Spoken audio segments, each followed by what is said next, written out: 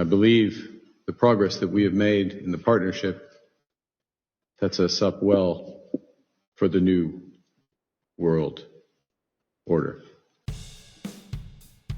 So Carney has traveled to China, and he's signed another memorandum of understanding. A lot of Canadians think the details around this are not a great idea, especially considering what's going on with trade with the United States right now. But what is in this agreement? Central to this new partnership, should we really be partnering with China? I just wonder about this. Central to this new partnership is an agreement to collaborate in energy, clean technology, of course, and climate competitiveness. Climate competitiveness.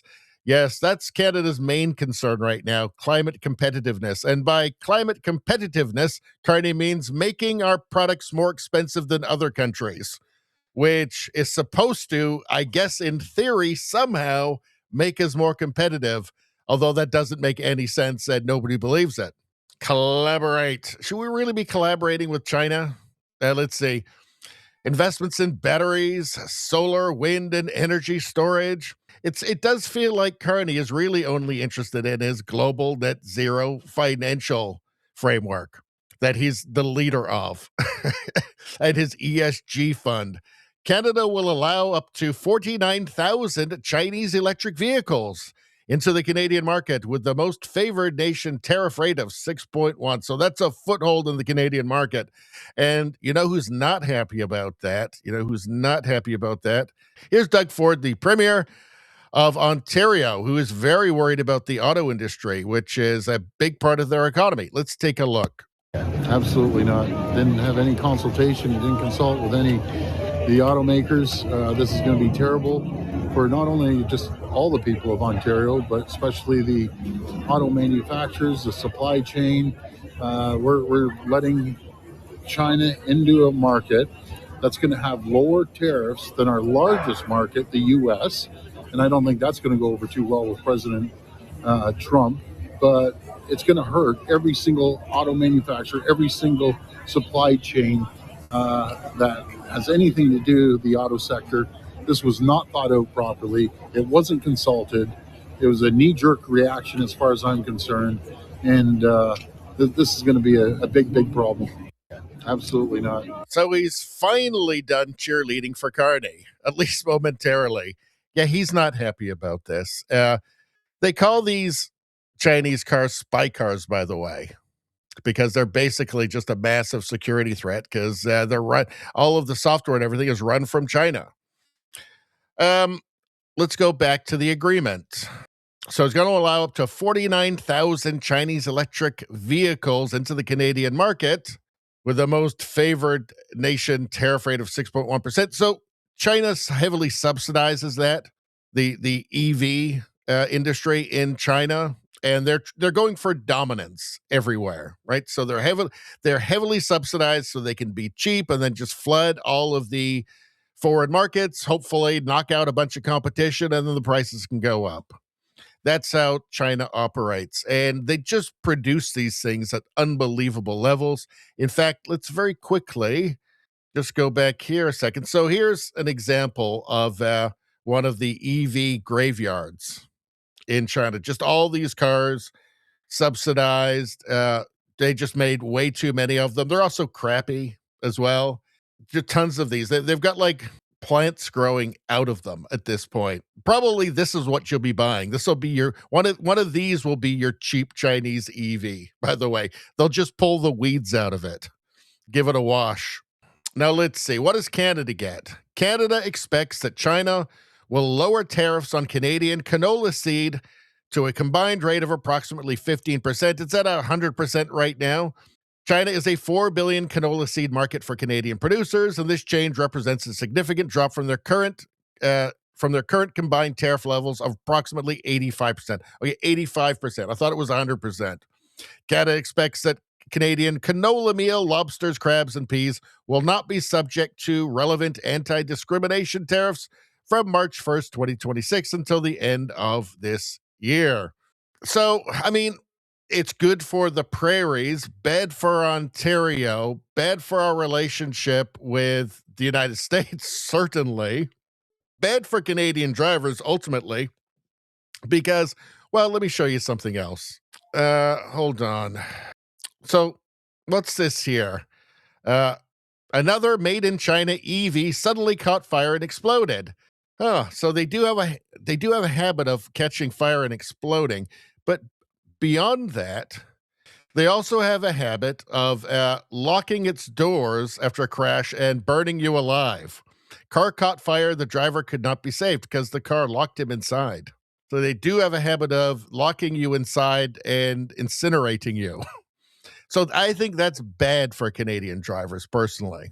And just a ton. Look, Russian confronts mass car door lock failures as condensation freezes in winter. So Canada's cold, like Russia, right? So that's a problem. Don't forget, these things are cheap. They're made in China. Let's not forget. What's going on here? So this is a special safety feature, so you won't have to worry about getting your head caught in the door if it closes. You don't have to worry about that. Actually, you do have to worry about that. Ow, ow, ow. Let's see. Canada just opened doors to 49,000 Chinese EVs via Carney Xi deal, rolling spy vans with cameras and sensors beaming data to Beijing. We've banned Huawei and DJI for spying fears. Now full cars, national security nightmare. By the way, you won't be able to drive these across the border into the States. The United States will not have it. Seen as a security risk, Chinese smart car tries to kill its Russian owner in St. Petersburg by taking over the steering. So don't forget, these things can be controlled from China. Let's see. Anyway, so yeah, they're not great. There's lots of videos in here of them just like exploding and burning, just burning. You're lucky if it doesn't lock you inside first. If it shows mercy on you and doesn't incinerate you, let you get out. Electric minivan caught fire while on the move. I mean, here you go. This right there. Boom. Boom. Get out. Fortunately, it didn't lock these people in. They managed to get out. The Chinese EV showed mercy. Look, there you go. Got out. I'm sure it got burnt, but I mean, maybe you shouldn't have bought that Chinese EV. All right. So anyway, there's the EVs. Canada has set an ambitious goal to increase exports to China by 50% by 2030. So you think China, huge market, that's probably really great, right? Well, it's not really as much as what you'd think, actually. Hold on. What's this? Let's see. Canadian exports by country. United States, 77%. We see these figures 77, 80, 85, it's somewhere around there. China, 3.9. So we keep hearing about China as our second biggest trading partner. Yeah, it's not like it's 40% or 20% or 10%. It's less than 4%. United Kingdom is 3.6.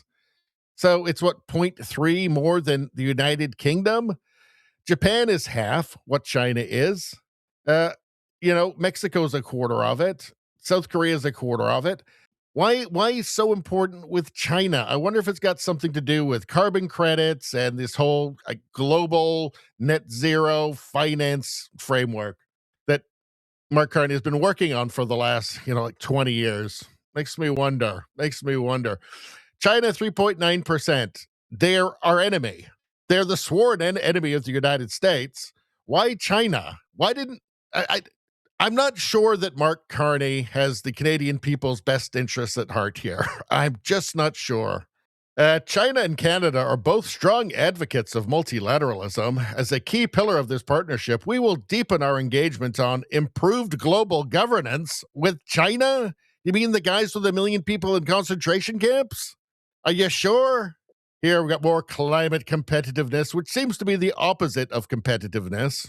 Canada and China will also pursue pragmatic and constructive engagement in public safety and security. What? China? Really? They've got secret police stations here that they use to harass the Chinese diaspora in Canada. They put bounties on the heads of Chinese Canadians. They put a bounty on the head of a conservative MP candidate. For God's sakes. Our law enforcement agencies will increase cooperation to better combat narcotics trafficking. Wait a second. I think that they misspelled that. I think instead of combat, they meant facilitate. Because, yeah, the narcotics are coming from China. Transnational and cybercrime. I just can't help but feel most of that's coming from China, and the government knows about it and is part of it. Synthetic drugs and money laundering, and create safer communities for people in both of our countries. The Chinese government, none of this happens without the okay of the Chinese government. None of the things here. This is insane. They're not our friend. They're our enemy. Let's see. Not to mention, I mean, they took two Canadians, the two Michaels, as political prisoners during the Wawa case. I mean, China is not our friend. Anyway, let's see.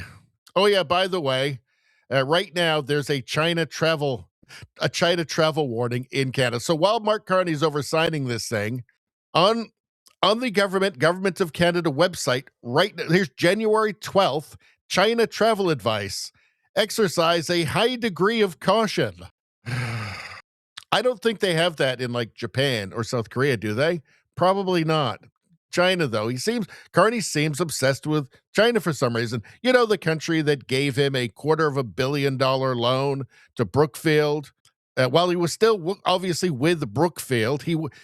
The country that he went to before like 5 months before he became prime minister, and got a $250 million loan for Brookfield from a Chinese state bank.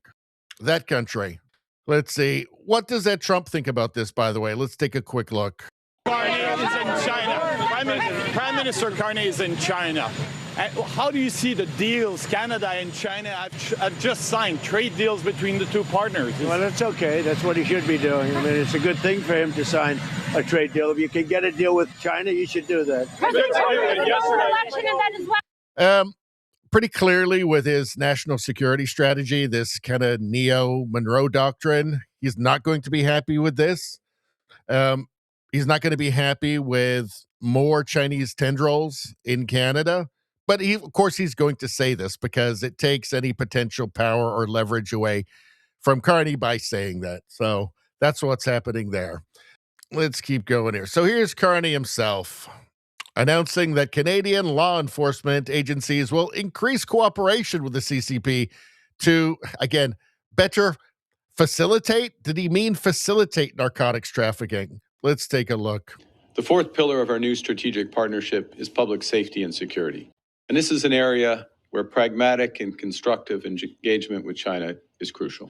Through this pillar, our law enforcement agencies will increase cooperation to better combat narcotics trafficking, transnational crime, cybercrime, synthetic drugs, and money laundering. And we will create safer communities for people in both our countries. The fourth pillar of China is a totalitarian state.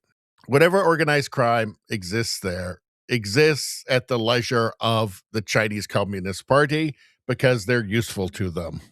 Let's see. From Pierre Poilievre, Prime Minister Carney must explain how he has gone from saying that China was Canada's biggest security threat before the election to announcing a strategic partnership with Beijing after the election. His agreement will allow 50,000 EVs onto our streets, jeopardizing our security and auto jobs. This follows him breaking his promise to negotiate a win and get a deal with the U.S. by last July. Despite giving a $1 billion taxpayer loan to Beijing to build our ships, that's right, he's building the ferries for BC. That's right, China's building the ferries for BC. I forgot about that one. There is no guarantee that tariffs on canola and other Canadian goods will be permanently, immediately, or completely eliminated. Meanwhile, Canadian pork farmers still will keep paying the 25% tariff. So, yes, Carney, during the election, said that China was the biggest national security threat to Canada. I guess he doesn't care anymore. Let's not forget, China's been interfering in at least the last 3 Canadian elections. They interfered even in the Liberal leadership race to Mark Carney's benefit. Why do they like him? Well, I guess we're finding out. Let's see. I've been saying Mark Carney is not interested in the welfare of the Canadian people. He's interested in himself. What's this? Brookfield from Mario Zelaya here. Brookfield owns Clarios, does $10 billion plus a year, making batteries for EVs in China. In China. And now we're going to be importing a bunch of Chinese EVs. 50,000 to start, but it goes up every year after that. Do you think Carney will remove the tariffs on Chinese EVs so they can be sold in Canada? Well, this was the 14th. I guess this was right before he did. So nice work there, Mario. Let's see. Oh, this is the coup de grace here. This is the cherry on top from Liz Churchill posted this clip from Juno News. I wonder if he's going to say anything. I wonder if Mark Carney is going to say anything that's horrifyingly globalist in this. We're heartened by the leadership of President Xi Jinping and the speed with which our relationship has progressed in recent months. This sets the stage for these important discussions on a wide range of issues where we can be strategic partners, from energy to agriculture, to people ties, to multilateralism, to issues on security. And I believe the progress that we have made in the partnership sets us up well for the new world order. Hold on. We're heartened. Hold on 1 second. What the hell did he just say? For the new world order. Hold on. I thought that was like some kind of far-right conspiracy theory. That's what the media tells us. Apparently not. Apparently it's a real thing. And Mark Carney's all for it. The new world order strategic partner with China, multilateralism. I guess that we're partnering up with China, of all countries. What the hell is happening here? This is insane. They interfere in our elections, right? They kidnap Canadians to hold as political prisoners. They flood the country with drugs. What the hell? What the hell is happening here? What has happened to Canada? This is Mark Carney. He sees, well, let me put it this way. Mark Carney looks to the south, and there's no net zero stuff going on, not with Trump. Trump is not helping out with his net zero financial framework around the world, right? China, though, China makes a lot of promises. They make a lot of like crappy solar panels and wind turbines, and they're big on the carbon credits. So he looks at China and thinks, well, this will promote my goals, my personal goals. Again, he's been like the global point man for net zero finance because there's a lot of money to be made in it. Just you can hear him say it himself. Carney has said that himself before he was prime minister. A lot of money to be made on this stuff. UN climate finance envoy, GFANS. This is all for Carney's personal goals. He is literally willing to burn the country to the ground for his personal goals. He's been the global net zero finance guy. He's been the point man for it. Let's not forget that his global banking finance, his global net zero banking alliance had fallen apart before he decided to run to become the Prime Minister of Canada. It had fallen apart, including the Canadian banks. I wonder if Mark Carney saw his grand plans falling to pieces around him and in his humiliation decided in desperation, I'll just become leader of Canada and I'll set things to right using Canadians' money. It's all total madness. Total madness. So here we are. Here he is talking about who's the biggest security threat to Canada. Mr. Carney? Well, we're in a security section. I think we didn't have a chance to talk about anything internationally. I think the biggest security threat to Canada is China. China, you say? Yeah. Mr. Singh? Biggest security. Mr. Carney? Well, we're in a... So he just said that because he knows most Canadians agree with it. And they do. So he just said that to get elected during the election. But of course not. He's met Xi many times in the past. This is not the first time he's meeting him. New World Order. All right.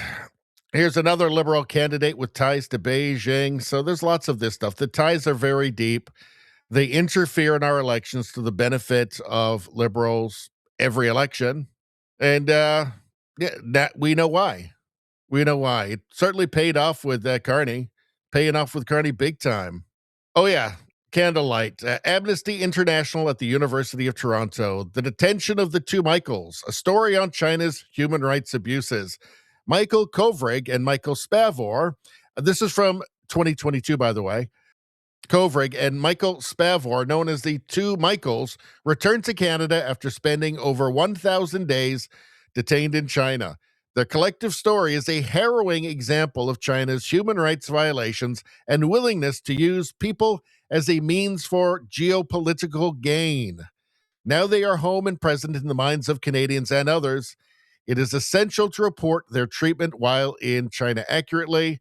So, let's see. February 2023, CSIS concluded that the Chinese government interfered in the 2019 and 2021 elections.